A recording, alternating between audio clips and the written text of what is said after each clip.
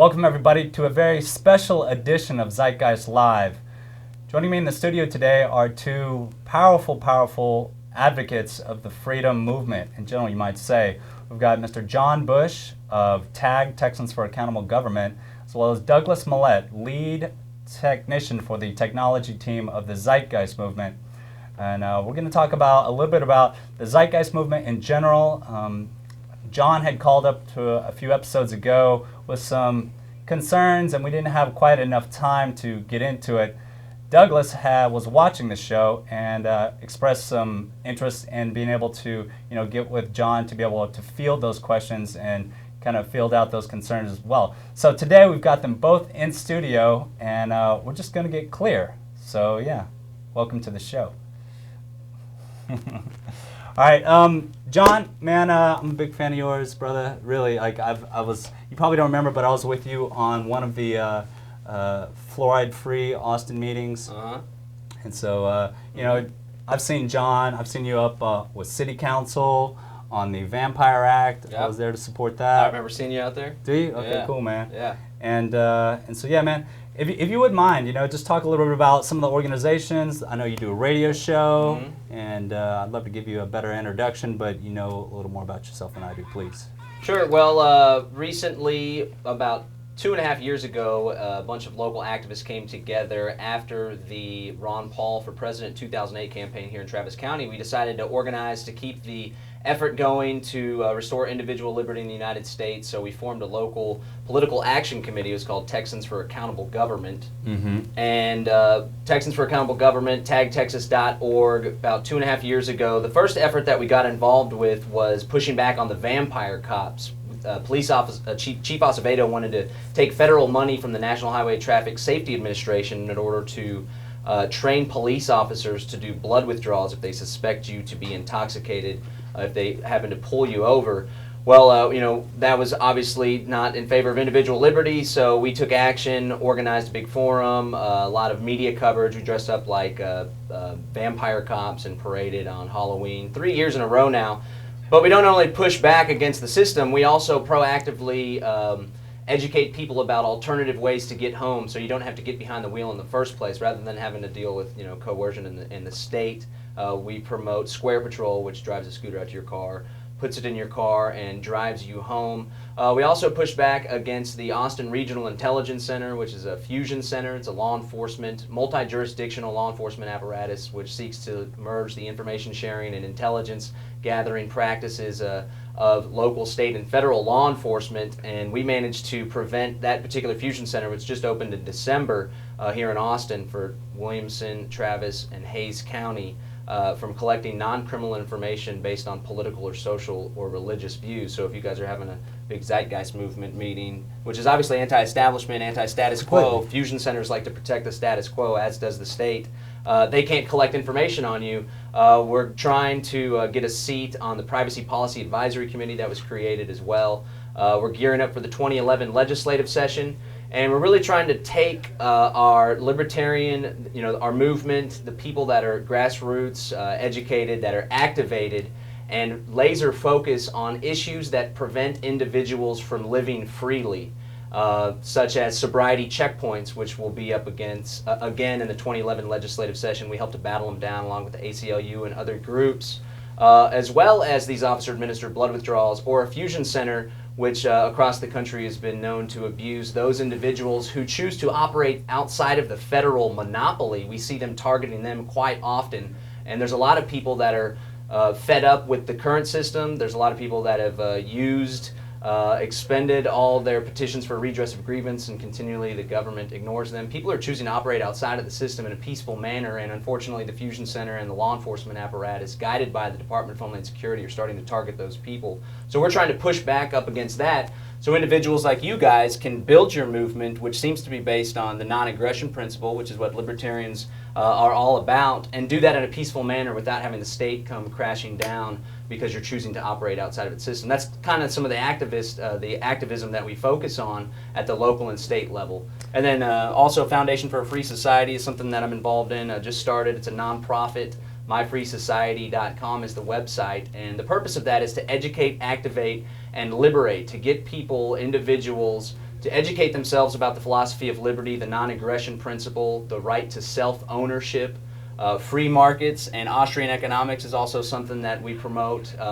That's something we'll have contention with, of course. Then we ask people to activate, to get involved, to educate people about the philosophy of liberty, and also to influence local and state representatives in order to further individual liberty. But the most important part, and I think what sets us aside from a lot of other libertarian think tanks, nonprofits, foundations, is that we're also encouraging people to liberate themselves from the coercive restraints of state monopoly violence and to become self-sufficient food-wise, to participate in local competing currencies and competing economies, to learn about self-defense and self-preservation of your life, and other strategies that can make you not only embrace the philosophy of liberty, but more importantly, live as a free person. And I think that's how we're going to be able to bring about a free society. And there's a lot of overlap with what you guys are calling for, to just start creating a society that's based on the values that you guys are calling for, so I think that's great. Yeah. John, I know you were also recently featured on the one and only conspiracy theory episode that's been pulled from the rotation on True TV, Jesse Ventura's Conspiracy Theory. That was the episode on the police state, correct? Yeah. Yeah. Yeah, it's a pretty radical episode. I think primarily one of the reasons why they pulled it is because we discussed on the show, on the episode, and Jesse did, and Alex Jones was on it as well, H.R. 645, which is a House resolution. It's waiting in the wings. It hasn't been passed. Congressman Cohen was one of the ones that was responsible for pulling it, but it would call on the creation of 6 regional FEMA detention centers on existing military bases. It would also put state National Guards under the control of the federal government. So this piece of legislation is essentially waiting in the wings, waiting for the next disaster or catastrophe to happen so they can pass it instantly and then go ahead with who knows what. Watch the episode. It's on YouTube. You can just Google Jesse Ventura Conspiracy Theory Police State. They yanked it. It never replayed. True TV also scrubbed it from their site, but apparently they put some of the videos back up. But all mention and references were pulled, and apparently it's being scrubbed from people's DVRs. So it was some powerful information, and a lot of it covered fusion centers and, again, how they are going after activists, but they're specifically targeting those, again, who choose to operate outside of the current system because they see those people as a threat to the status quo, which is something that's iterated a lot in the Zeitgeist Addendum. Mm-hmm. Yeah. And also, if anybody wanted to catch you on the radio, you have a radio show as well, don't you? Yeah, me and my buddy Jason Rink, we work together with the Foundation for a Free Society, and we recently started a radio show. It's called Live Free Austin, and it's on 98.9 FM every Saturday from 3 to 4 p.m. We have great guests. We had the author Tom Woods of Nullification, and we additionally just recently had a woman that does the backyard food production systems. We try to go along with the same educate, activate, liberate perspective and give people the news, views, and tools they can use in order to live a more free and prosperous life. So it's anything from food self-sufficiency. We got Jacque of the Survival Podcast, which preaches modern survivalism, which means you need to get prepared, not just to prepare for a collapse, but more importantly because it's best to live in a self-sufficient, self-sustainable manner with non-GMO organic foods and all that good stuff. So we cover a lot about that, basically talk about the philosophy of liberty, and we also give calls to action for some Texans for Accountable Government activism and local activism as well. And that's every Saturday from 3 to 4 p.m. on 98.9 FM. And the website's Live Free Austin Radio, and we have a bunch of great podcasts from the first 11 episodes that we've done that it's definitely good to check out. Cool. Awesome, man. Well, thank you for being here. And on my left, I've got Mr. Douglas Millett. No, wait. Am I saying your last name correct? You are, yes. Oh, cool. Fantastic. Doug, if you would mind giving a little introduction about yourself. I know that you are, right now, you're head of the technology team of the Zeitgeist Movement. Correct. As well as you've got a website going, Zeit News, right, that you started. You're not the administrator of it, are you? Well, no. Okay. Yes and no. Okay. Both. Okay. I know you're a filmmaker. You made an amazing film called Awakening that was really inspiring for myself. Thank you very much for doing that. Appreciate it. Thank you. As well as Our Technical Reality, which is on the show here. We show a transformative technology segment, which was pulled directly from your movie, which you so kindly uploaded to Mega Upload so that anybody else could download it and then re-upload it to their sites. Thank you for doing that. You work for NASA. No. No. You work, please. You. Right, all right. I'm a systems engineer with the Space Shuttle program. I work with a Boeing subcontractor. We all work in the same building and do the same stuff, but it's a hierarchy of how contracts are awarded and the way the government space program works. So I don't work directly for NASA, but I do work with the space shuttle program. Yeah, I made Awakening. My intent was to, in a way, vent in a streamlined timeline fashion, but in 30 minutes or less. That was my target, to try to reach the ADD audience, for lack of a better term. Because Zeitgeist Addendum is a great piece of work, but it can be very long, and that'll appeal to some people, but it's missing another demographic. And so I wanted to go after the 30-minute demographic. And that's basically what I put together. Of course, as I'm sure Peter will say the same thing, when you make something like that and throw it out there, you're not expecting it to blow up into this big thing. Like I told my father when I made it, I'll be lucky if 4 people or 40 people, watch this in a week, and had like 400 a day for like a month. So, I'm well over 50,000 now, and I appreciate all the support. It's been translated and redubbed in multiple languages. It's on .sub. It's around the world. It's been burnt to DVDs and handed out in all kinds of places. I'm very happy that people were able to learn from it and use it, because it is a fact-oriented tool. It covers just historical precedent, where everything started and where we are now, and why we are transitioning, whether we like it or not, into a different social paradigm, and just trying to lay out what that is and why it's come to pass. Not that something is good or evil per se, but just here are the facts, here's where we're headed down this path. I made Our Technical Reality as an engineer and a science-minded individual. I am disappointed by the lack of education that people have just for the basic sciences that are out there that exist that they know nothing about, because we're more interested in Lindsay Lohan's latest judicial debate than we are about the science, engineering, and technology that comes out to really enhance people's lives but isn't really being used in that particular fashion. So I made Our Technical Reality as a quick push to show people, here are just some basic categories. Here's energy, here's transportation, here's food production, different concepts as to the technical solutions that exist right now in today's world that help advocate what the resource-based economy is all about. It's not so much that it's a control mechanism, it's an abundance mechanism. When you increase that abundance mechanism or you enhance that abundance mechanism, you end up inadvertently, corollarily solving other problems along the line. It's more like added benefits than the actual drive. The drive is the efficiency and the abundance creation. That's what the point is. Right. Now, Doug, if you would mind opening it up with giving your understanding, a fairly brief understanding of what a resource-based economy is, why you feel that it is necessary that we make a transition into this type of an economy, and how it relates to scarcity and abundance, and how it covers many of these social problems and inequalities and inadequacies that we have currently right now in today's society. Okay, I'll try. That's a lot. Yeah. All right. Why are we going towards a resource-based economy, or why should we go towards a resource-based economy? It's an excellent question. We've been heading that direction all along. You go back 100,000 years to hunter-gatherer tribes. They lived in natural abundance. In other words, there was a very low population spread out around the planet. They weren't connected to each other. In fact, most of them didn't even know each other existed. They had relative abundance of food and vegetables and everything around them. They didn't have a high standard of living. Get a cut, get a scratch, break a leg, you're having a bad day. You can't go to the hospital. But, they still lived in natural abundance, and there was no system of trade because they didn't need to trade for anything. They were self-sufficient in and of themselves, right? Mm-hmm. Then they start getting in contact with other tribes or other peoples from other parts of the world that, well, you've got something I want, but I don't have because you come from a different geography, and vice versa. So what are we going to do? Well, let's come up with a system of trade, so, 2 cows for a sheep or whatever the case may be. So that evolves, and then you start developing proxy systems, because that can be cumbersome after a while, doing those kinds of trade mechanisms. So then you start to develop your proxy systems, your shells or your jewels or your gold or your silver coins, money, etc.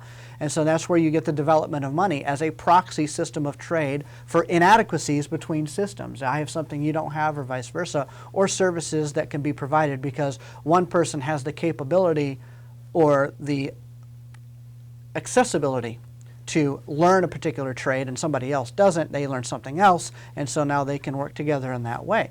Well, let's jump up to today's society where we have massive amounts of communication, open information. You can learn anything you want online. I can learn astrophysics online if I wanted to, and in fact you can. There are Stanford lectures from some of the leading astrophysicists in the world that are free online on YouTube for people to go, and there's Caltech and MIT and all kinds of ways you can learn whatever you want. Art, science, engineering, culinary arts, etc. It can all be found in that particular manner. I do believe that face-to-face interaction is an adequate learning tool as well, so not everything should be done online. But the point is, it's there. The information is out there. So self-limitations don't truly exist as far as, oh, I can't go learn something. Yes, you can. You can learn things in different ways, but only for the people who have the kind of technical capability to reach those systems, to get on the internet. Right. Somebody in the middle of Dubai or in the middle of the Congo isn't exactly going to have high-speed internet access to reach that kind of education level. And so what the resource-based economy does is take all of our technical innovations that we've developed up to this point, especially automation, which is a big crux of the movement in general, and using those in a way to benefit all people and not just those who copyright, maintain, and hold sway over that particular development. And in other words, it's open source, not just open source information, but open source technology and open source access, so that everybody can enjoy the benefits of that widget, whatever that widget happens to be. And in the process, using science, engineering, and technology, which has been largely responsible, basically almost all responsible, for the developments of the first world nations to become longer lifespans, more healthy, adequate medical care, transportation, energy systems, etc. That's what has given them a higher quality of life, allowing that to filter to everybody else as well. And that's what the resource-based economy is trying to do. Excellent. Now, if you would clarify on the role of government, how the role of government would play with a resource-based economy and politics or the political process. Okay. In today's system, and we have kind of put it together in a very authoritarian still setup where even though we have the democracy and people, talk and try to work things out to go through the political process, we put other people in charge to do that. We don't really do it ourselves. We're not a direct democracy in that sense. And direct democracies have their own problems as well. You don't want, somebody who doesn't know anything about a particular subject just throwing their opinion out on that subject because it has no relevance. Right.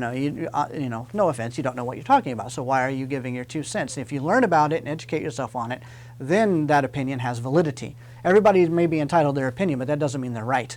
And so that's why you start to elect people to help, speak for you. But the people that we've started, the political process has gotten very convoluted when you start looking at the corporate influence, we start looking at the monetary influence, and you start looking at, it's blatantly obvious that politicians are more interested in the next election cycle than they are actually solving problems, not just for today's generation or for themselves.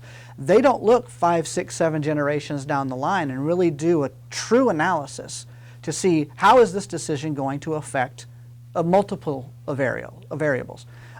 The scientific method for social concern is the process by which you break things down for longer term purposes and you look at long term effects. And so the political system would be different in that some of the decisions that are made today, for example, are like band-aids over deeper underlying problems. And the underlying problems could be solved without legislation, but with technical implementation. One of the things that John, you were talking about earlier was the vampire with the cops taking blood because of drunk drivers, and then you were talking about the ways to fix the drunk driver issue. If I had a car that had a radar system built into it and can drive itself, and Germany has one and Stanford has developed automated cars, you can just hop in and say, take me home, and the car will take you home, and it will not, without question, will not crash into any other vehicle because all the vehicles are going to be able to do what's called live active algorithmic adjusting, which is 100,000 times a second. They can communicate to each other and know within fractions of an inch where they are on the freeway and with respect to other vehicles and get you home via GPS and all the other technologies we have. So we don't need legislation to solve that problem. We need a car that can get us home.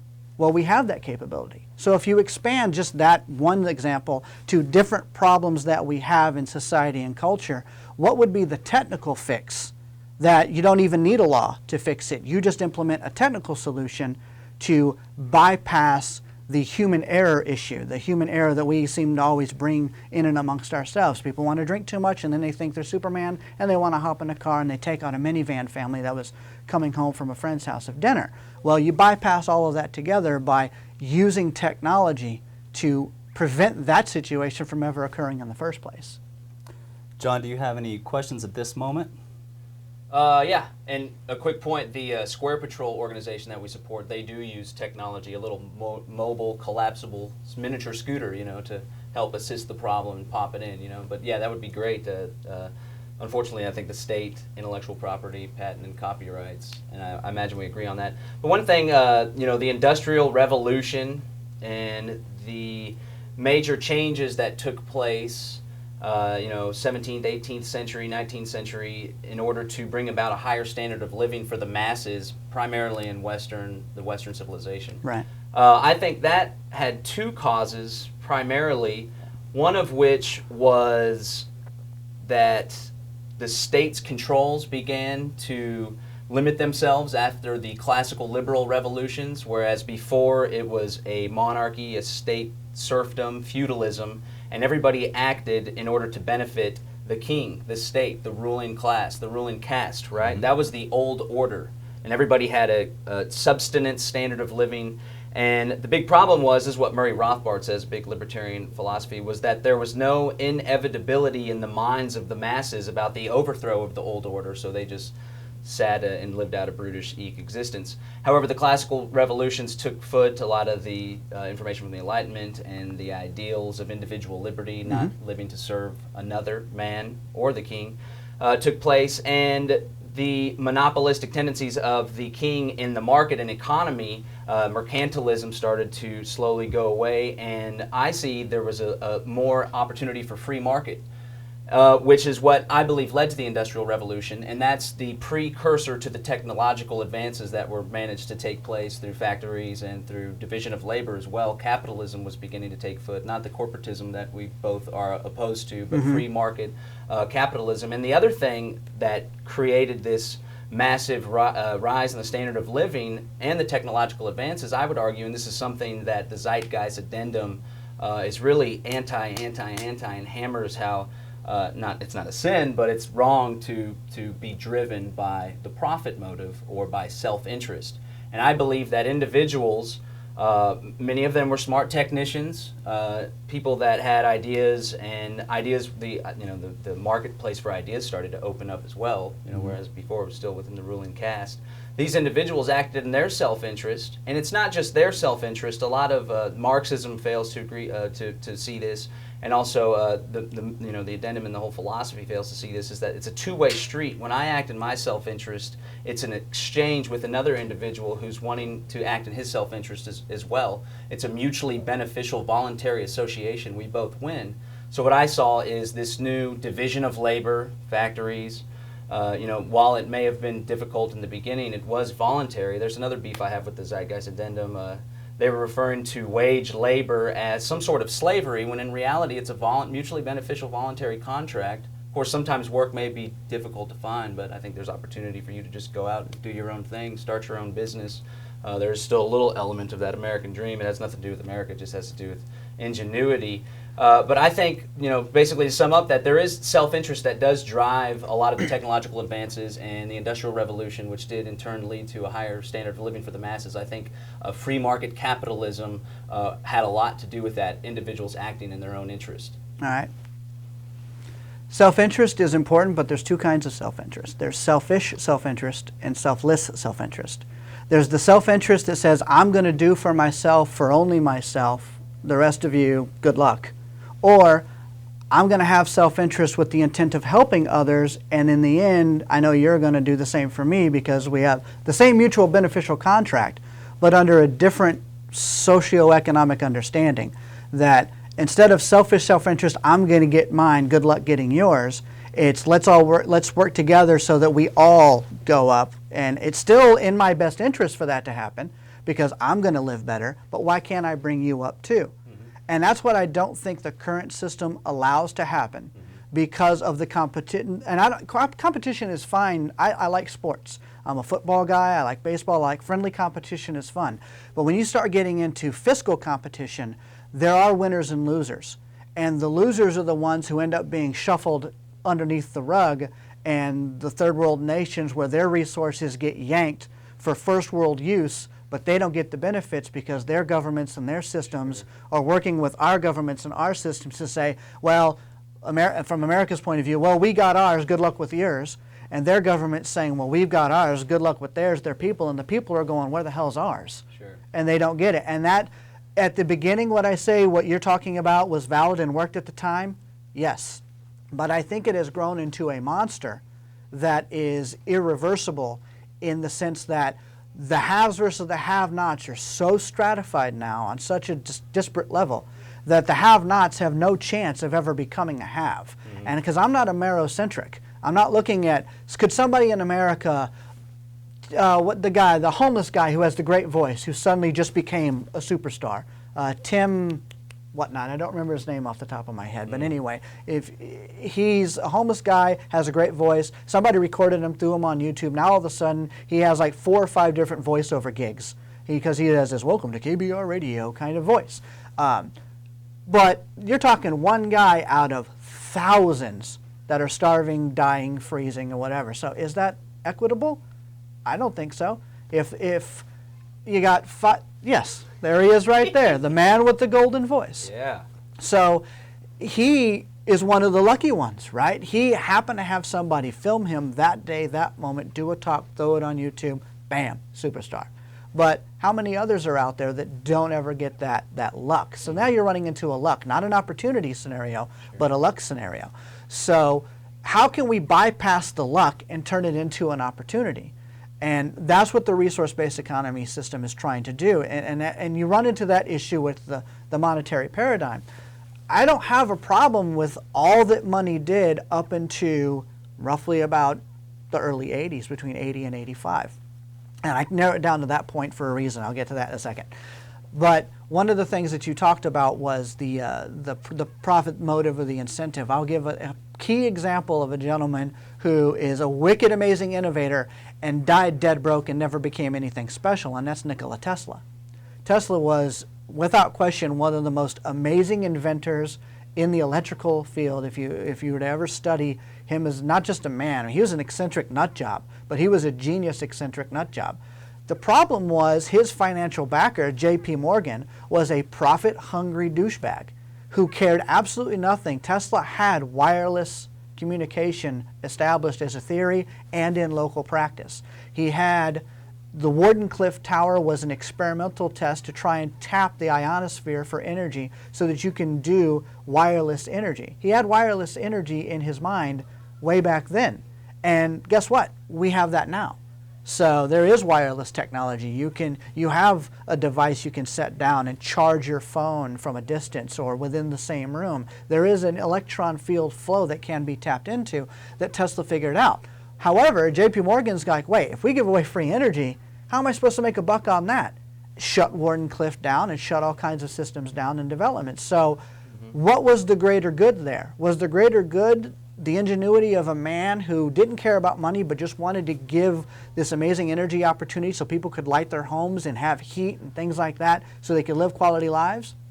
Or the man who was only concerned about the profit motive and realized, I'm not going to make money on this because of the abundance of that particular widget, or in this particular case, energy. So there's a tit for tat, and we've gotten to the point now where the profit, the motive, is drastically reducing the productivity of what our technical advancements could be used for. See, I think we have a common enemy, and that is the status quo and the current monopoly capitalism, monopoly corporatism. There was a difference between Marx and Lenin. Lenin was more revolutionary and radical than Marx. Marx saw the enemy as capitalism or private ownership of the means of production, to sum it up. Right. Lenin saw it as monopoly capitalism. He didn't necessarily have a problem with free market capitalism. He saw a problem with monopoly capitalism, and he saw the inevitable outgrowth of that as world empire, which is what we're seeing today. Fascism is another way. But a lot of the things, the problems that you just spoke of, like with Nikola Tesla, for example, I don't think J.P. Morgan is a good example of a candidate to embody the ideal of free market capitalism. He cannot embody robber baron corporatism, getting handouts and manipulating the state. And in the example of Nikola Tesla, and the same thing, and this is another common theme with the Zeitgeist movies, just the simple idea of the movie Who Killed the Electric Car, right? Mm-hmm. It's the corporate state and its monopoly power of force in order to take away choice and in order to inhibit competition and in order to inhibit our ability from, I believe, fulfilling our human potential through technological advances that would probably lead to more abundance, definitely lead to more abundance than we have now. I believe it to be a problem with the state, and it's the state through their patents and through their intellectual property laws, which don't really sit with natural order, natural rights for a libertarian. It's that state monopoly force. Basically what it boils down to is the federal goons or the corporate police that will come and kick your door down if you start reproducing the technology that they have a patent and copyright on, which they've stored away. Right. So I would hope that we could come together with the idea of a free market, because some of the things that you'd be pushing would be this Venus Project, its own market of ideas and market of concepts. If this works, come and hop on board. There's competition. I have another free market capitalism idea where we would have division of labor. We would have a direct exchange monetary unit, not based on fractional reserve, but based on whatever the market dictates is the most acceptable medium of exchange, so we don't have to barter head-on, as you spoke of before, which is one of the reasons why money developed. But again, we have the common enemy of corporatism, but I still think that free market, a total libertarian free society absent of the state, I think free markets can bring us to the same end that you guys are calling for as well. All right. So I would say with regard to the free market and its essential governing processes, what makes a free market a free market? A supply and demand model of I've got something that you don't have, you've got something that I don't have, let's exchange it. And then you assign a value to that based on its availability. If something... To interject, no, go ahead. The Austrian school posited the subjective theory of value as opposed to one of the Marxist schools was the labor theory of value, or just simply supply or its abundance. In reality, in a genuine free market, the value of a service or good is determined by the marginal utility that the individual actor places upon that particular good. So for example, if I have 3 gallons of milk in my house and my family goes through 3 gallons of milk a week, and someone else needs a gallon of milk, 1 gallon of milk is worth less to me if I have 3 of them than if I have 4 of them, for example. Right. Or if I have 2 of them, 1 gallon is worth more to me because the third use would be the use that I would go to if I didn't have this, the 4th one. So it's use adjusted. It's use adjusted according to the individual and his perception of what would best, create a better condition for him. Okay. And it's not the good in and of itself that has the value. It's determined when the opportunity for exchange comes through, and when the market is allowed to operate. That particular value is at a level where it benefits both parties at a maximum level, and it also furthers production and encourages abundance. I would say in some respects what the resource-based economic system does is free market, but it's free market without a need for a system of exchange. It's a free market of ideas and a free openness of production. Production on demand and production in mass if necessary. There's a lot of things that we create thousands of widgets for and hope that people will buy them. And then if they don't, what do you do with it? A lot of it turns old, gets rubbished, and gets scrapped. So we do have 3D printing and print on demand and pretty much technological options. So if you went online, I'll give an example. My book that I wrote, Turning Point, that is a print on demand setup. I went through a self-publisher, lulu.com. They don't print 500,000 of them, throw them in a warehouse and hope that I sell 500,000 books. When somebody hops online and orders one, it runs through the automated system and prints it out that moment and ships it off. So you don't end up using as much resources in the long run because you're only printing as needed. You can do the same thing for making a chair, for building a table, for producing a television set, whatever the case may be. You can still follow that same premise, okay? So now if that's possible, and you can make whatever you want, whenever you want, and there's limited to no human labor requirement to do so. The only initial labor requirement is to build the robotic or technical systems that would, like in the production facility, those machines that make the books, right? So there is a human labor requirement to invent that and then do that. And maintain it. And maintain it. We can get into maintenance a little bit too. We don't exactly make things to the utmost of their efficiency or utmost of their material longevity. We could make things last hundreds of years. We don't make things to last hundreds of years. And the reason why I say that is because I work in the space industry. We've got to make stuff that goes up into space that is as wicked, more harsh environment than anything you're going to find here on Earth, unless you start going into the deep bowels of the Earth, like volcanic vents and stuff are pretty nasty too. But these satellites have to work for 10, 15, 20 years. Communication satellites, Voyager would be an example of a system. And you're talking 70s technology that went into building this spacecraft that is still ticking. It has a isothermic generator, a little nuclear generator on it, and it will last for like a couple of hundred years, and it's just taken off. And it's still working. And the rover's on Mars. 3-month lifespan or whatever, and they've been there over 5 years. So the space industry knows how to make stuff that lasts a wicked long time. But in the free market system, does it make sense to make a product that will last generations? No, because if you did, where's your next model? How are you going to continue your profit base? In the video, you guys talk about society as constantly evolving, right? So I would argue it doesn't make sense, you know. Back in the day, sure, TVs were made. I used to sell TVs at Best Buy for like 3.5 years. It was a great gig, and I learned a lot about them. And it was when the plasmas were coming on the market, and they were like $5,000. Now you can get a large one for $1,000 or less. Right. But I don't think it would make sense, not necessarily for the reason that you always want to come and it's the greed and they want to drive the profit back to them, but as technology is continuously evolving and advancing, especially at a more rapid rate, I would think that it would, you know, I expect to buy a new laptop, you know, every 5 to 10 years, or a new technology comes out. It's because it's better. Because it's better. Right, yes, because of the constant improvements. The constant improvements. Okay, then we go with the Lego model. The Lego model says, okay, industry standard, here's the basic rudimentary setup of a television that we have of at the moment. This is what we're going to use for basically about 20 years until we get to a point where it makes resource sense to switch over to a different look. But now let's say our plasma tube generators get better, our plasma generators get better inside the tube. Well, that's a widget that can be pulled out and a new one can be plugged in. Now you've upgraded your entire television to the new standard without having to buy a whole new television. So it's all parts and pieces and what makes, in the resource-based economic system, everybody has access to that information. We know what parts are interchangeable. And everything is. Yeah, it's open source. The whole thing is interchangeable. So if I get a new screen, I can pop out the screen and put in the new one and then recycle the old one as much as we possibly can. So instead of the current model, which is specialized, you know, I want to create a TV with Sony's brand of design, and then Magnavox is going to have its brand of design.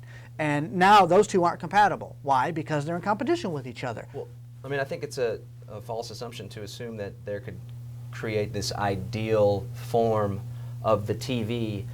I don't see why someone else couldn't come along and say, you know, I like this and I would hope that have already occurred, you know, to come up with this type of thing, which you would still replace. And people would also buy these exchange parts if it did exist in the current system. But what happens when the other innovator or technician comes along and says, hey, eureka, I have a whole new concept, a whole new thing that we never even thought of for, you know, this is innovation for projecting images to, you know, for viewership enjoyment. And they come along, and in a free market enterprise, of course, there would be competition. And the market, which is based on people voting with their dollars or whatever form of indirect exchange. I know dollars are taboo on shows like this. No, I'm okay with dollars. I'm okay with dollars because that's what we have now. I'm okay with understanding the system we're in. So I would hope that you know, the better product would eventually win out or become more affordable, or and again, back to the existing structure, the company that is able to build the plasma TV that lasts longer is going to have more business. They might be able to offer more premium, but at the same time, because more people are in demand, they could mass produce more of them at the same time. And I see how that cycle gets trapped in televisions, but I still think even if it was the system that you're talking about, there could still be the opportunity for more innovation and more competition. Would people just come together, and how do they determine which particular set that they would like to have in there, if this isn't the ideal of All right. One of the misconceptions is that you would only design one variable of something, and then, okay, everything must adapt to this. I don't subscribe to that. I mean, there's ergonomic issues. People have different things that they like, so there are personal preferences. So you would create like a top 5 or 10 model, and that's all done through, we do this now, when companies do this now when they do demographic analysis of, I have a new widget, and they do product testing. And they say, do you like, and they do surveys, how many people like this particular widget or the way it's designed, and they play with it a little while, and they go, no, I don't like that button there, switch that, and then they change it. Well, in the RBE, it'd be no different. It'd be the same thing. The difference is there's no money motivation to do it. It's an ergonomic, technical efficiency motivation to do it. It's, we're going to make 20 different versions of a cell phone instead of today where we make thousands and thousands of different versions of cell phones. We've got little extremely crap cell phones that are really cheap and break within a year or so. I mean, my father is a perfect example. He recently got a phone, one of those like Boost Mobiles or whatever. The phone crapped out in like 3 months, because it's not a good phone. But then you've got like iPhone or Android or Droid or something like that. These are phones that can last a while. The only thing you really need to upgrade on those is the software that really runs them. So then that's just a plug-in and a reset, and boom, now you have the next best thing. But you've got the version that you like. So you create 20 or so different versions based on what the surveys say, what people generally like. And for the most part, 20 would probably be more than enough, because oddly enough, people think they're unique and individuals, but a lot of them have the same ergonomic wants. The certain five fingers. Yeah. I mean, when it comes to basic human function, we're all kind of the same in that respect. So the products that you develop would follow within those lines. And so you don't create just one object and tell everybody to deal with it. And this is all, and then we're just going to interchange those parts. You create like 20 versions of it to deal with people's personal wants, color, things like that. But you're still creating much less than we do today, with the overabundance of production for specific demographics or for waste. Just quick throwaway models of this, that, and the other thing.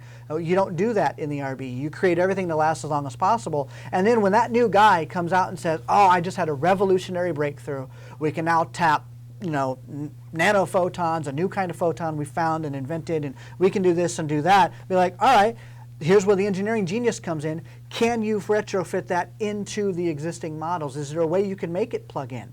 So that's where the challenge is. People say, well, what would people be motivated to do? That kind of stuff. Can I get it to fit into that? And then if not, after proper scientific study, 2 or 3 year study, say, no, actually we really can't. Okay, now we go about recycling all the old stuff, building brand new models that fit that new technology, but it's really no different than the 5 or 10 year turnaround that we have now. Sure. It's just without a monetary push to it. That's the only difference. John, I'd like to hear your thoughts or feelings on what some economists call the contradiction to capitalism, and that is technological unemployment. For instance, I was just watching a few videos where there's a group in Israel where they're implementing touchscreen ordering systems in restaurants. There's other restaurants that have fully automated kitchens as well as automated wait staffs, whereas employers are outsourcing to robotics and machine technology and replacing employees, to a point where if this takes a hold in such a large fashion, there won't be the purchasing power to even purchase the goods and services and products being put out by the market. Okay. Well, I think whenever you have technological advances, for example, at a lot of the HEBs, the checkouts are automated. You can check yourself out. Well, perhaps one teller job is gone. I guess this goes back to the good old broken window fallacy, or Economics in One Lesson by Henry Hazlitt, which has the unseen hand, whereby it breaks basically the broken window fallacy is the kids down the street throw a rock through the shopkeep's window, and someone says, "Oh wow, there's a broken window. That's going to create economic development for the window maker." Yeah, for the window. When in reality, the unseen thing is that now the shopkeep, the $20 that he gives to the broken window, his next most valuable use in his eyes, subjective theory of value again, was the pair of shoes that he was going to create business for, the shoe keep. Or the reinvestment into his own business. That $20 could have been used to improve his own thing. That's right. And again, that goes back to whatever his individual value system is based on. And I believe that's the best way to organize an economy based on individual value systems. But basically, the touchscreen had to, first of all, have been thought up in a technological manner. Someone had to have gone to school to, and this is the existing society, regardless of how it would pan out in the, what were you, ER? What was the two letters you were using to describe the abundance economy? No, RBE. RBE. Yeah, resource-based economy. Resource-based economy. Sorry about that. That's okay. TVP advocates the RBE. People think TVP, the Venus Project, in and of itself is the system. That's not actually true. It's a means to the end. It's just the name of the organization that promotes the resource-based economic model. That's really all it is. So now there's a demand for these touch screens. Well, there's also a demand for programmers. There's a demand for university professors. There's a demand for technical schools. There's a demand for, through the division of labor and specialization and the capitalist process, there's demand for replacement screens. There's also a demand for a programmer to oversee it and make sure it fits in with their particular system. Now maybe they have to upgrade their servers at the grocery store. Now there's a whole nother labor market for the person that's building the server, not to mention the technological advances and the programming of the server as well. So I would argue that while it may seem that the teller is out of a job, the unseen hand, there's 10 new jobs that have been created. And that's to the first part. The second part of your question seemed a little more technical. Maybe we could run it by again. No, you addressed it. Okay. That was it. All right. There might be a little too much credence onto the additional job developments, only in this sense, The guy who invented the touchscreen, that touchscreen isn't just used for the store, but it can be used for a whole bunch of other things. So you have one guy whose invention is now cross-platformed amongst a whole other things. Whereas the way you're thinking is the need of that one touchscreen has increased a whole bunch of other jobs for the creation of that or for the functionality of that. Or the production of that. It can be the opposite. It can be only one guy can invent that touchscreen and then it's used in a whole bunch of places. So it's backwards. But as far as like the maintenance and the monitoring and the production, a lot of that can be largely automated anyway. In fact, a lot of that is largely automated. But again, you got to create the machine to right. automate that. And those people will be there. Those are the jobs that matter. I don't want to say that because people are like, well, that sounds technocratic. My job doesn't matter. Yeah, I know. Those are the jobs that facilitate that particular kinds of advancement and evolution. But then you have jobs like the garbage man. You know, I'm sure if you interviewed all of the Austin City garbage men and asked them what they wanted to be when they grew up, I doubt very seriously the majority of them would say, I wanted to be a garbage man. I'm sure if you interview the homeless man, he would say, I hope that I would have had a job. Right, exactly. He has a better condition than this other individual. Right, and so, you know, there are goals and aspirations, but like the garbage man, could we do that? Can we do away with that job? Yeah, if we design city systems efficiently and use the automated technology properly, we could do away with the garbage man. But when you throw in the unions and the labor for income and the need to make money to survive, even though technically if you were dropped on an island and just had plenty of food, water, and animals, you wouldn't need money to survive. You could survive. So money isn't necessary to survive. It's not like it's oxygen. You know, it's a system we created to facilitate a particular need when that need was relevant. But when you start getting to the point where you start developing technologies and innovating systems that bypass the human labor for income requirement altogether, not that it, you know, you're saying, you know, the touchscreen guy develops other jobs. Well, those other jobs could be automated too. So then what about those other jobs? Those could be automated too. How far down the line do you go? Eventually what you originally might have thought would require 100 people ends up requiring only 10. Because a lot of it could be automated down all the way through the entire, you know, means of need for that particular widget. And so when you get to that level, and we are there now with our advanced computing systems, our robotics, how dexterous everything is, the way these systems work, how fast and efficient they are, they never need breaks 24/7, 365, they're always running. You have eroded that human need to work those kinds of jobs. And so we then develop and adapt to new kinds of jobs. The horse and carriage buggy driver eventually had to say, well, bugger off, I can't do this job anymore, so I'm going to learn and do something else.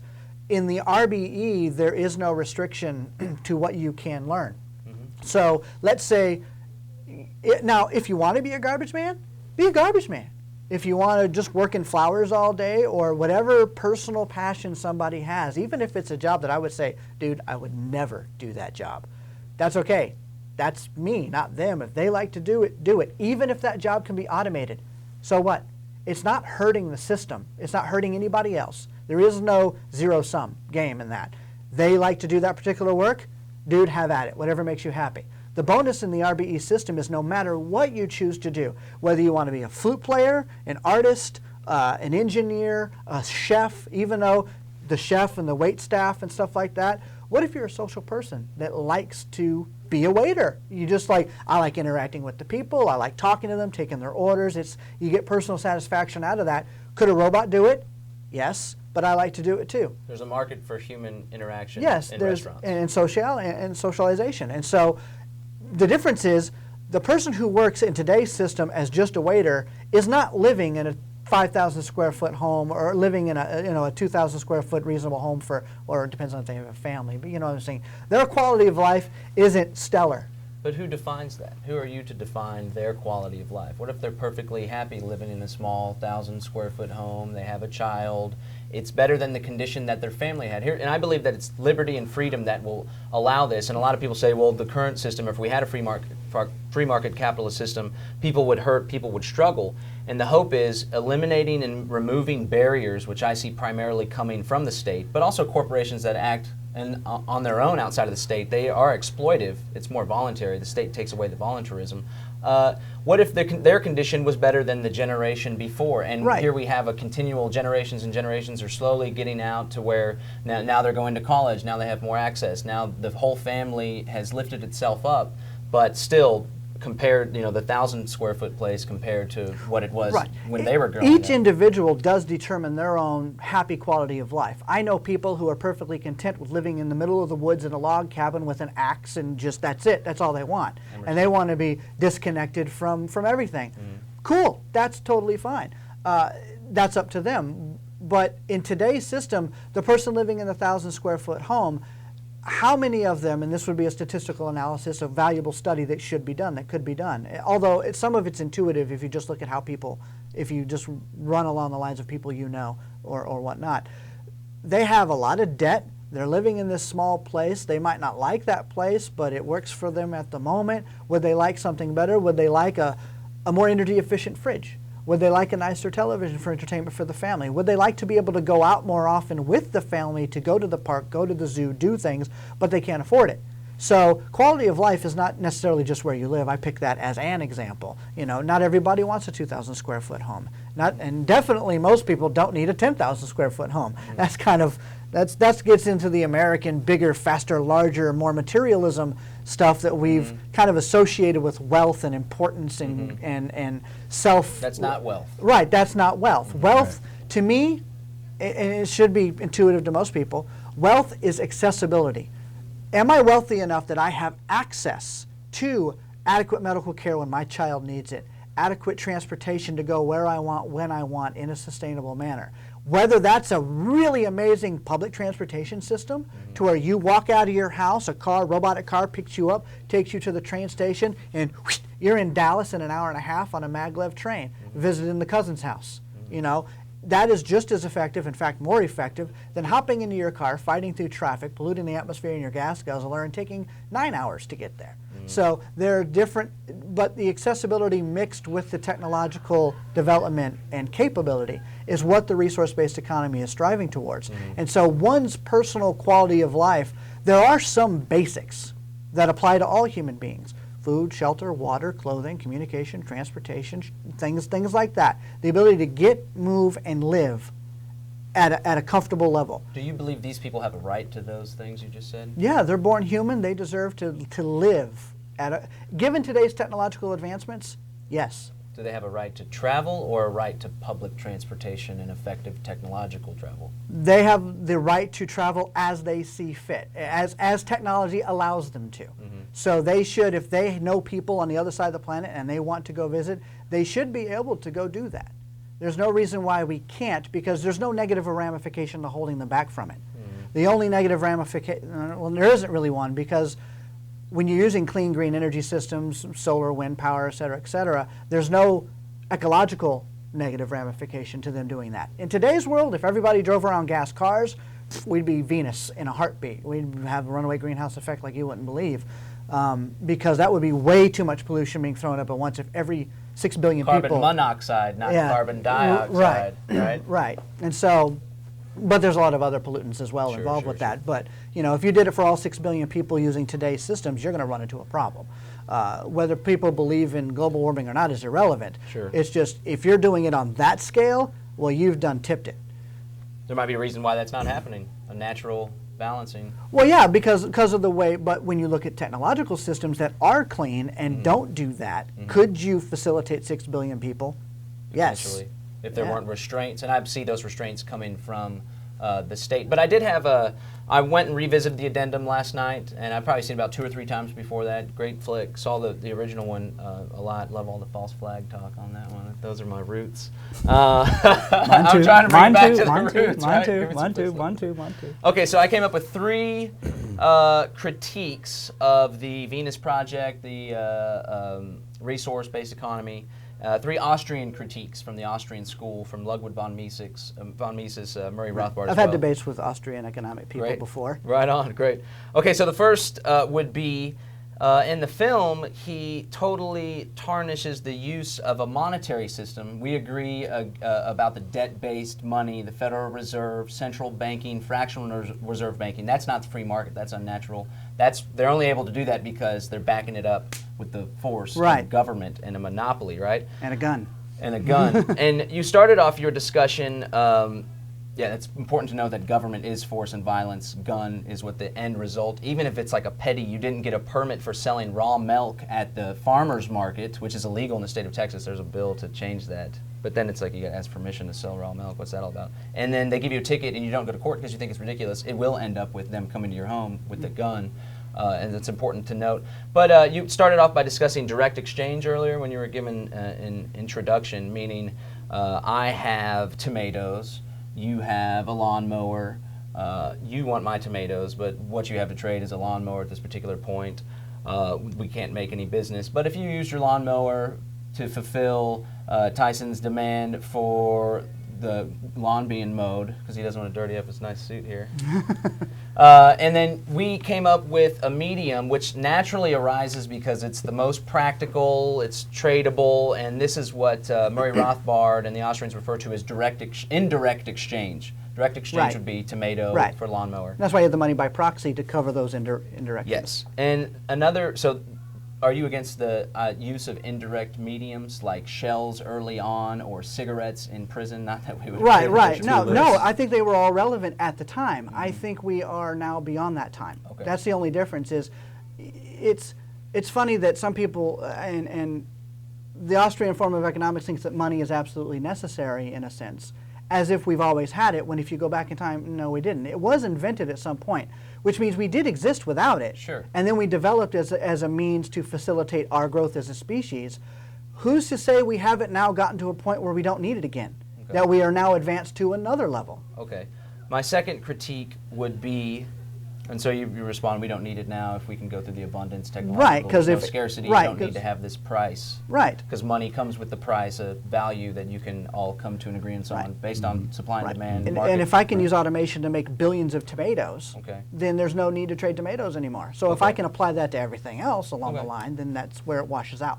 Okay, so the second critique would bring in Ludwig von Mises's opposition to socialism, and I know that y'all's system isn't necessarily Marxism, however there are some overlap, and that was his argument against the impossibility, impracticability of socialist economic calculation, in that when you have a medium of indirect exchange that you can place a monetary value on, which comes to, is brought to fruition through the price based on market and demand, supply and demand, which again goes back to the individual who is the most apt and capable of deciding what he thinks would better his condition at that time. Right. And I would argue not a technocrat or a technician, Right. or a central planner. So without this means of determining the best way, and I think there might be a necessity in order to operate in an industrialized or an advanced civilization, in order to distribute or in order to send signals to the producers, to the technicians, to the automated factories that are producing things. It would be difficult in order to most effectively and efficiently manage the distribution of resources, goods, or services without a medium of communicating how much particular good or service is in demand at the time. So absent that price system, I feel potentially, even if you think that there's these altruistic technicians that would be able to centrally plan that thing with the use of massive supercomputers, I think it would end up just as the Soviet Union ended up, as Mises predicted, more than 50 years earlier, in a collapse, famine, the inability to fulfill that inherent demand in the individual. Okay. And that would apply if you're using humans to make decisions for other humans in your idea of central planning and whatnot. But what about when the individual who is making that personal choice has the ability to create on demand, as I mentioned earlier? So now your means of production is not derived by somebody's assumption of what we think would be adequate. How many resources do we need to, say we have a city of 1 million people? You can do a survey. Let's kind of put ourselves in a world for a moment, a hypothesis. Every home that everybody lives in has a computer system that runs through the integrated, of the city. There's a city brain, I guess you could say. It doesn't control people. All it does, it's an information gathering system. And so a question, today we're going to do an annual survey. How many tomatoes do you eat in your household? Different, kind of like a census, but a census of stuff. How much stuff do you really need? So that then the system can say, okay, this is how many resources we need based on the demand of the individuals. So you as a person are saying, I have a chair, I don't need a chair next year, or I might need a replacement because it's kind of starting to fall apart. And you can break things down that way. You don't need to do it all at once, but every once in a while, every couple of days, you're just asked a different question. And over the course of that year, that allows the system to know through algorithms, here's how many people we have, here's how much stuff they need or don't need. Here's what they want or don't want. So now we can directly manage, this is how many resources would be required, plus a percentage over, because there's always an overfill. You want to account for tolerances. We do that in engineering all the time, plus or minus a percentage. In this particular case, it'd always be a plus so that you cover any visitors, outbases, anything like that. And so now we get to the point of if somebody wants something, it's a make on demand, and we know we have the resources available based on trend analysis. It was this much last year, it was this much the year before that, it's this much now. We can use proper mathematics. They do it in economics now with monetary stuff. There's no reason they can't do it with direct They don't do it successfully now, hence the current economic crisis. Yeah, though let me say they did do it better. I think when money was a little more rooted in something real. If gold. You go, gold or something like that. If you go back, several centuries, the initial ideas followed a proper trend analysis line. And science and engineering does it all the time, and that's relatively accurate. Then you can still run your social system. You can do your resource allocation in a proper way. But instead of assuming what somebody is going to want or need, you ask them. And now they have the technical capability in their own home to just, or via their phone or whatever, just say, dude, yeah, no, I don't need that. Yeah, I'm going to need that and that. The things that'll never change is you always want a boatload of food, a boatload of energy. There are some things that you always want an abundance of. But when it comes to individual product creation, chairs, things like that, people like this model but don't like that model, that's where you get into print on demand or build on demand so that people can get exactly what they want. Hell, they could even design their own stuff. You can get somebody to say, well, I like that chair, but let me hop into my CAD program. I want it a little wider, a little taller. I don't like those legs, but I want those legs. Can you please make me that? You want to talk about the height of personal choice and personal freedom is to quite literally be able to customize whatever you want, send it to the system, and the factories will be like, okay, and spit it out. Okay, before I get to the third one, where do the resources, I subscribe a lot to the very fundamentals of the Lockean, John Locke theory of property, that the individual that takes something out of the state of nature, resources out of the state of nature, and puts them to productive use. He has ownership rights over them, and then can engage in direct exchange or indirect exchange. Exchange that for something that we can all commonly trade on. The resources, say for example, we do have this table making machine, and I think we should also discuss who made the machine. Are we to assume that there is a class of altruistic individual technicians that are going to work their behinds off to produce these machines to serve the greater good? Why wouldn't there be? Because they get benefit why too. Why don't they exist right now? Because they have still to live? They still have to have money to survive. So you're kind of trapped in this. I'm altruistic as hell, but I still have to work. Sure. So I've still got to do what I've got to do to play the game. Even though would I much rather in RBE, I would still do what I'm doing now. I would still be a space geek trying to build enterprises and go visit the stars. That's what I want to be when I grow up, right? So why wouldn't those people exist knowing that there are others also building and working on systems and everybody's mutually benefiting? That technician doesn't lose out by working their butt off because they enjoy it. First of all, they love it, and the odds are they're probably working 12 hours a day and not even realizing it, because like a programmer, I know programmers are a special breed of psycho. They will spend hours coding for 24 hours straight, not even realizing it, because they love it, and that's what they enjoy doing. Is that bad for them? No, they love it. So let them, that's what they do. And so would there be altruists? I would say yes, they exist now, but they still have to make a living in today's system. In the other system, they do it because they love it.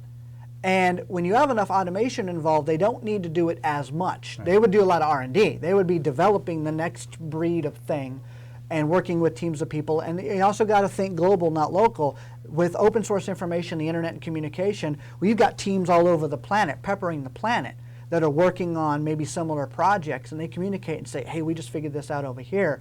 So this guy only needs to work 4 hours a day, but we have a 24-hour planet. So you got all these different groups working a couple of hours a day doing their thing and communicating together. That's what we'll end up developing. Sure. Okay.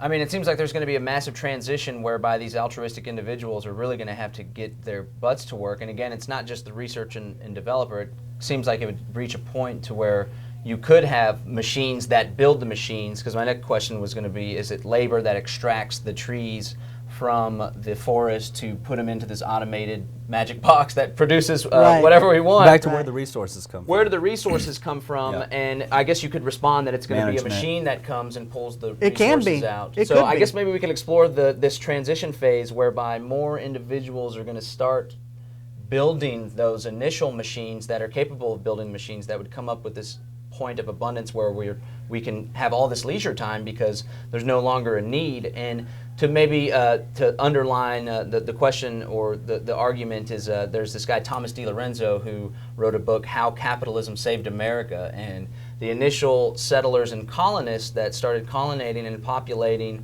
the Northeast, they began, many of them, in a communal fashion where everybody did their part to work the land, and they all stored up the food, and then they all ate the food. The permaculture kind of set up and whatnot? Sure. But what slowly started to happen was people realized, I guess it's the free rider problem, people realized, oh, wow, why would I have an incentive to work hard or to be innovative or to create this wonderful machine that could benefit society when I'm going to have the same standard of living, or there's no way that I'm going to benefit myself. I'm still going to live the same as my neighbor who sits on his behind all day and just eats all the freaking food that I've been picking. And that's people working for other people. So you run into the jealousy issues, the human emotion issues that end up coming through that kind of social contract. An equitable input of labor. Right, but a robot doesn't care how long it works. I'm talking about producing the robots still at this point. Okay, people still do that.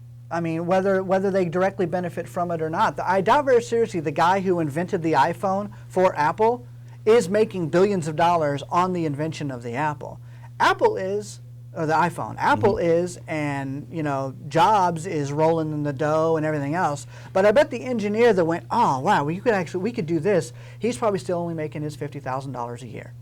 And so who's getting hosed? I mean, I'm kind of throwing numbers out, but you get the idea. Well, then I would say competition. If you're not getting paid enough with Apple, then move on down to Samsung, and maybe they'll pay $60,000. Well, then they'll come up with something to compete. an alternative, which is happening now. You know, Apple is leading the way with their technological innovation. But again, I guess if you could explain to me, and I don't know if you guys have this thought all the way through, but I'm interested in, because the philosophy sounds wonderful. It does sound some utopian. I hate to use the word. I hate that word. It does sound utopian. It is not utopian. I know. We get the same thing with my libertarian utopia, my free society. Because nothing's perfect. You're constantly trying to make things better, more efficient, improve. Things are going to break. Yes, that's going to happen. The challenge is using that mental brain power to fix it in a way that you're not cost restrictive. It's not like, oh, well, we can't solve that problem because it would cost $1 billion. In the resource-based economy, it's the only no is we can't solve that problem because we haven't invented a way to do it yet. And there's no monetary drawback. But you're looking at, where are you going to get the people to start this ball rolling, right? They are the means. Yeah, we're already out there. Me. There are others like me. There are those of us in the Zeitgeist movement. We are the ones, the Jacque Frescos, the me's, the others like me, the yous who are not exactly on board with TVP and the RB, I understand, but we do share a lot in common. And so your questions are perfectly viable questions that basically go down to the simple root of, we still need to prove that the systems integration point works. And that's where the test city comes in, and scientific method for social concern. That is the tagline that the Venus Project employs, right? What is the scientific method? Observation, hypothesis, research, experiment, secondary observation, analysis, and then retrofit if it didn't work or whatever. Well, we're only in the observation hypothesis mode right now of that process. We have all this anecdotal evidence that suggests human behavior works in this particular way based on all the scientific studies that have been done over, several decades. All the technology exists in various forms. So what we need to do is build a sample city that integrates all of that together. Does it really work? We haven't quite gotten to that point. That's why that's the hard part. I don't like it, and this might piss off some Zeitgeist members, but I don't like it when they say this is how it's going to be. You don't know how it's going to be. Nobody's ever done this before. In one breath, they'll say, well, this has never been done before, so it's got to work. It's never been done before. How do you know it's going to? It's definitely going to work. Do we have a lot of anecdotal evidence and it's outside evidence to suggest that it would? Yes, the hypothesis is strong, but it's not fact. And so the notion when people are pushed back against the Venus Project, I still come down to the simple premise of we still have to go into experiment mode. Relax a little bit on some of those questions because they are unanswerable at the moment. That's good. And we are in awareness building mode. We just want people to understand, A, the world is broken, B, there are other options, here's what our option is, but we still need to prove ourselves. That doesn't necessarily mean that's exactly how it's going to happen. Even Jacque Fresco himself says, the cities I've drawn out are not what's going to happen in the future. He's pretty much sure that that's not how it's going to look. But it's just throwing spaghetti against the wall. Here's an idea. Take the ball and run with it. You might over time figure out, you know what, we can't put that there. We've got to put that over here because it just didn't work. That's the evolutionary, I think I made up a word. That's the evolutionary process that allows the systems, and that's why it's called an emergent system. It's constantly poking at itself, saying, can we make this better and more efficient? But this first step is to build the experiment. And that's why we want to try to garner the support to get unfortunately we work in a money system, so we're going to need money at some point to build a research city that maybe hosts 10, 15,000 people, 50,000 people, small scale size, that incorporates all of the ideas in one unit and then run it for a couple of years to see how it works. There's plenty of volunteers to make that happen. I mean, the movement is quite large. There's not that many people online constantly doing stuff, but they are there and reachable. And when we get to that point of say, hey, we're actually going to build and break ground, they're going to converge, it's going to happen, and then we can run the hypothesis. Sure, that's good. Yeah. And then after that, let's say it's proven and it works, well, what do you got to say now? Because once we've proven that this thing is viable and it seems to be working, there's no more argument anymore because we've proven ourselves. And if there are problems, the goal is to fix them. And if people ask additional questions, then we just keep rolling with it. Sure. Doug, could you speak a little bit on property rights in a resource-based economy? I know this is sometimes a concern by free market libertarians as far as, like, you know, Sure. property yeah, rights. Property. You own something because you want instant access when you want it at any particular time, right? I mean, that's why you own something. It's like, why do I have a bed? Well, because I want to sleep every night on the bed, so I want to own the bed, right? Well, that's a reasonable property to own. Do you need a car? Is it necessary to have a car? Ask a lot of people who live in New York. A lot of them don't have cars. Why? Because it's a very tight city. It has a decent public transportation program. I've got friends who live in New York who haven't owned cars in 7, 8, 9 years. You know, they almost forget how to drive when they've got to go travel somewhere. Mm-hmm. They're like, just chauffeur me around. I'm not used to this driving thing. So they don't need that particular personal property. So it's not so much that, I wouldn't say we're anti-personal property, but is it, do you need it? If you have access to abundant transportation, do you need a car? Is it absolutely necessary? Can you go rent a car? Can you go check one out like you check a book out of the library? You say, you know what, I'm going into the woods with the family, and I want to, you know, be able, you don't have a train or anything that goes there, so I'm going to go check out a car, we're going to load up the family, and we're going to go. So you still have, it's like Enterprise drops you off or picks you up or whatever, right? So you still have that kind of access when you want it. So do you need to own that? Not really. But you do need to own your clothes. You're not going to timeshare clothing. You're not going to timeshare food. You're not going to timeshare. There are some basic necessities that make sense to quote unquote own, right? But I guess to what level do you place the importance and the need of ownership and having private property? If you're living in a system where you can live in Berlin for 3 or 4 years in a house and be like, you know what, I'm kind of bored here. I'm gonna go live down in Australia for a little while. In the RBE, you hop and you go. There's no financial ramification to that kind of moving. Do you need to own a home at that point anymore? If you have that kind of freedom to travel and move and live wherever you want, whenever you want. And you're not really hurting the system in the fact that, well, now your labor doesn't, what you were doing for work there, there's no reason with communication that we have today that you can't telecommute and work anywhere on the planet. In fact, we do that a lot nowadays. We do that a lot in the space program. Look at NASA. You got JSC, you got KSC, you've got Palmdale and Ames Research Center, all these NASA facilities. We have meetings all the time on WebEx, which are interactive telephone, teleconferencing, and you can do the video, Skype, and all that. So a lot of the work that you would do can still be done telecommute-wise, so it's irrelevant where you live. You can live on the moon as far as I'm concerned. It really doesn't matter. Climates are different. Slightly.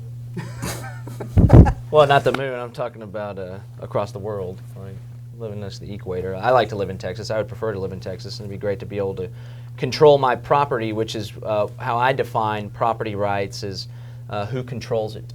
And so it sounds like, and this brings to my third criticism, and by the way, what you're saying earlier about actually creating the experimental city, I think that's when movements become truly revolutionary or evolutionary, because they bring the theoretical into practical life. Yeah, to practical, absolutely. Yeah. That's also when you got to watch out for the man. Yeah, well, I'm keeping an eye out on people. The engineer in me still wants to see the model. That's right, for sure. Yeah, and I would love to see a totally free society without state monopoly violence or police.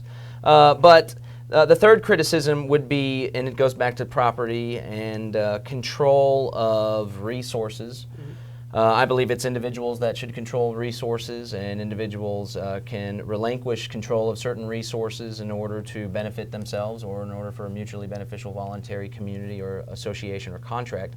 But it seems like in this system, especially in the steps to creating this system, in the means and the pathway towards the end, but also during the end, for example, somebody's going to have to write an algorithm to be able to create the most efficient and effective output from the people's input that they put in the hypothetical system we spoke of, where they talk about how many rations they like. And I'm going to use the term rations because it seems like they would deliver you your weekly rations, but it would be determined by you. No, you could just go get it at the distribution center. Okay, sure. Okay. So who is it that writes this particular algorithm, and how can we ensure that, and again in the transition especially, it seems like there will be leadership or some sort of people paving the way and helping to build these institutions, and I know the movement's mainly anti-institution, but let's face it, the production system would be an institution in and of itself. Who's going to be the ones, the technicians that are writing the algorithms and the programs and tweaking things in order to make sure that it benefits everybody, and how can we, the individuals who have had a history, generation after generation, civilization after civilization, of individuals coming together, the small minority, using institutions, be it religion or the state, as you guys espouse, or even this particular institution which we see building up, how are we to ensure at the individual level that we're not going to get faced with the same oligarchic group that now begins to manipulate the algorithms, and it's no longer in the best interest of the individuals, rather it's in the best interest of the small group? Yeah. I would say that that is primarily governed by the education of the individuals themselves.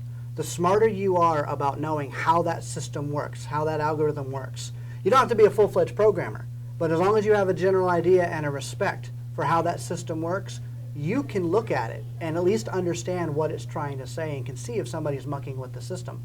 Plus, what's the term? I can't think of the term, but if you get enough bees in the hive working towards that, one or two idiots screwing it up are going to get washed out by the many others that aren't, and they will catch the bugs. You can have self-correcting systems.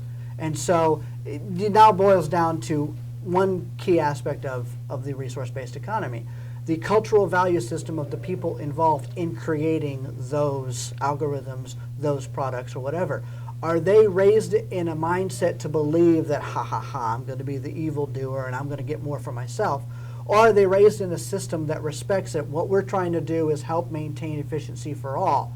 And that's the only mindset that they've ever had, or that's the mindset that they've adopted, because during the transition you're going to have both, and you're going to have this conflict at some point. And the transition is the hardest bit, but once you prove things to be viable, the transition becomes a little easier because more people can buy into it once they see that it works, and it's no longer just a paper rocket.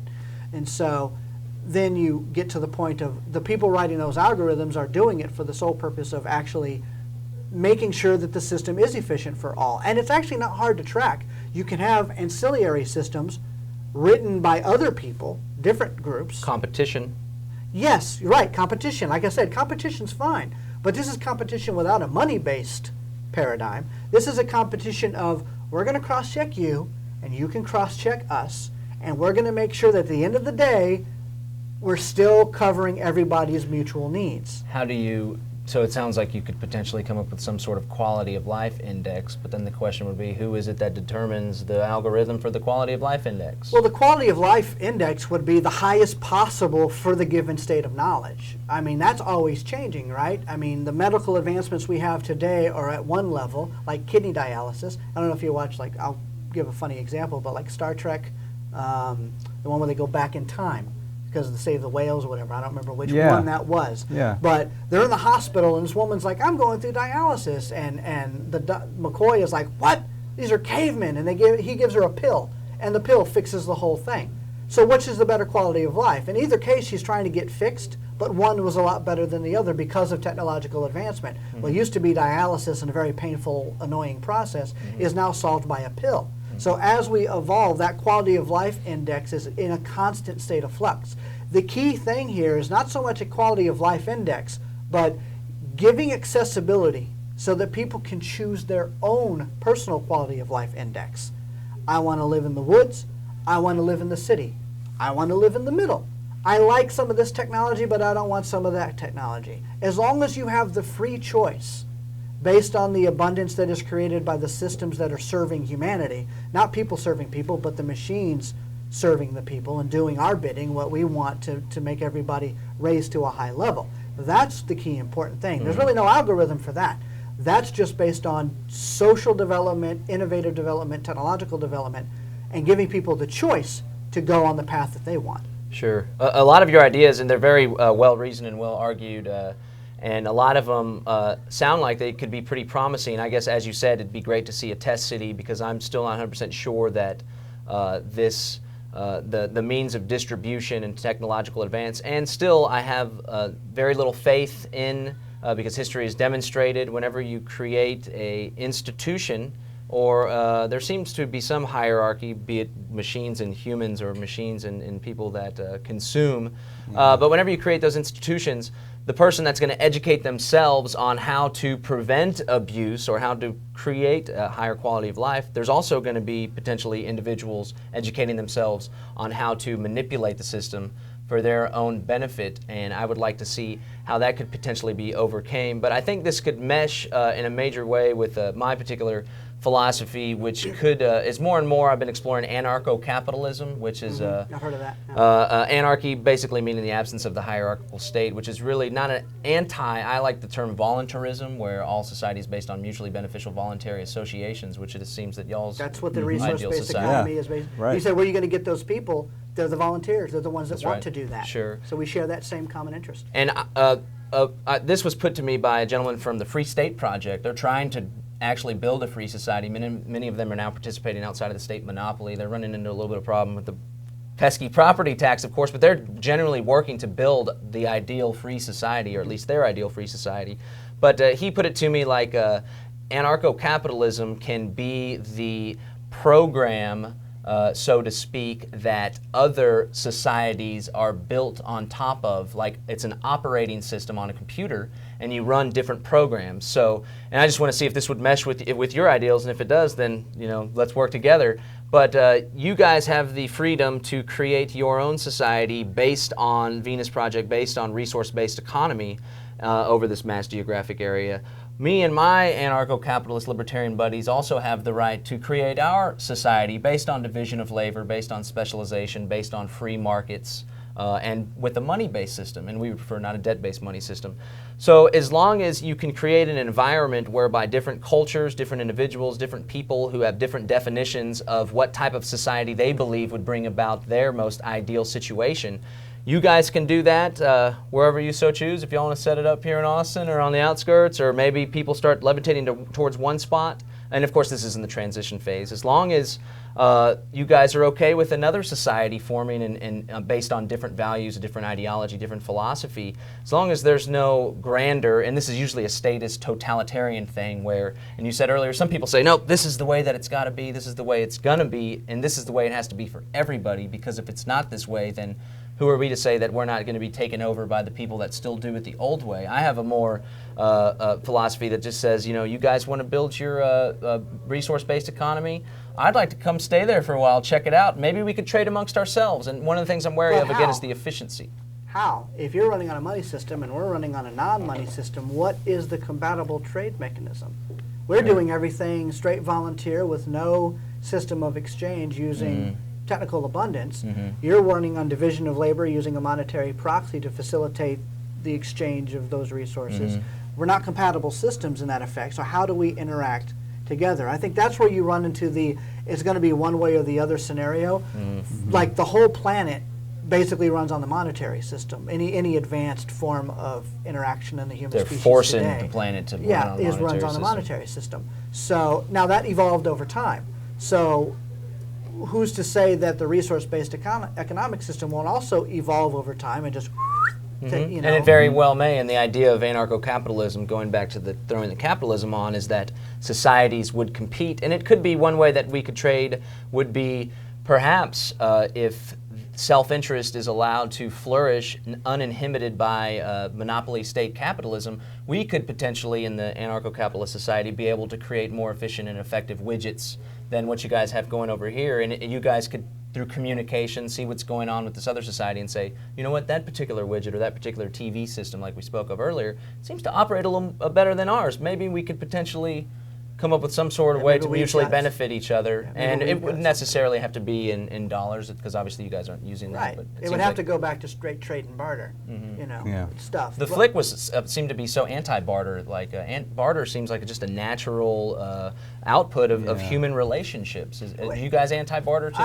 I don't think it serves a purpose anymore. It's not that I'm anti. I think it served a purpose when it was necessary. But again, we get into the abundance paradigm. If I have free access to whatever I want, whenever I want it, what am I supposed to barter with? I don't need to barter. There's no requirement to do so.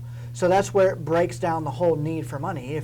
What's the point of needing a system of exchange if that which you want to exchange is readily abundant for all people. Sure. And so that's where it completely disintegrates. I would, a word of advice, in the meantime, in the transition to you guys' ideal, sometimes, because I know it's anti-debt-based monetary system, and my girlfriend actually, she's a libertarian as well, but she seems to be very anti-money. She doesn't like the idea of people having to go, steady to the job. Yeah. I just see it as people building value in society that would make you desirable to trade amongst, so you could mutually benefit each other. However, as a transition, one of the best ways to get off of your dependence on the Federal Reserve note, which is one of our common enemies because it's debt-based and they steal value from it, is to barter. Because that way, not only do you avoid using Federal Reserve notes and having your value stolen from you by the monopolistic elite, but you also avoid the dang income tax too, which is a big stretcher. So there might be some things that the movie just came off like anti-barter, barter, barter, where it seems like bartering would help transition you guys to y'all's society. I would say that in a transitionary sense, I could see where bartering would become applicable in a transition sense. Yeah. And I'd like to see more literature if you guys have some on how this transition would play about, because I think that's a big important point that a lot of movements say, we're just going to get there, it's going to happen, and they don't actually stop and practically see how it And we really do need to develop reports on that, and we don't have a lot of that yet. I mean, I'm one of the senior people who, I don't want to say senior, I don't like that word, but I'm one of the more knowledgeable people to generate kind of reports like that, but I'm only one man, so I can only do so much. And there's this people also have to realize, and I know we're probably running short on time, but people also need to realize that even though the Venus Project has been around for 30-odd years, the movement and the awareness of what the Venus Project even is only like a year and a half, 2 years old. Haven't really been around that long as far as in the public eye. So as we gather more support and more people to have those capabilities, whether they agree with the Venus Project or not is irrelevant. You can write up a report that suggests one way or the other, and that's valuable information to know one way or the other how a transition might manifest. So I envision the transition as getting enough support and enough resources, in this case money, to build a test city that would prove the points, work out the bugs, get that set up. Once that's set up, go to other governments around the world and say, do you think these are viable systems that could be used within your local resources, and we'll modify it to fit what you're capable of. And then just start popping them out here and there, and as people like them and gravitate toward them, then it just starts to grow. And then at some point, the barrel falls over. And it's either becomes really, really good and billions of people start enjoying it, and the old system just gets replaced. Not that it's overthrown, but a better system just evolves out of it. Competition. Yeah. Well, speaking on the transition, John, I know that Peter Joseph, the filmmaker of the Zeitgeist films, his last radio podcast was on specifically the transition, a possible best case scenario transition. He also says unlikely, scenario, as well as a likely one, which is more of a chaotic type of a one. But also the third film that comes out next week in the theaters, we're hosting it here at the Alamo Draft House, South Lamar. I want you to be there, please. Yeah. I'm pretty sure he's going to be going into possible transition solutions in that as well. So, and I know that's the big thing everybody wants to know about. How do you transition into this? How do you transition into this type of an environment? But man, with that, I want to say thank you so much. Yeah. For being in the house, man. Yeah, right on. It was pretty enlightening, definitely. It really was. This is Appreciate this is it. going to travel far and wide. Doug, Thank you. thank you so much, man. Appreciate you having me. Thank you. Absolutely. Absolutely. And John? Yeah. Pleasure, man. Yeah, nice to meet you. Absolutely. It's Take great care. Have a talking. great one. Thank you everybody for tuning in, and as usual, every week tune in live to Zeitgeist Live, and we'll see you next time.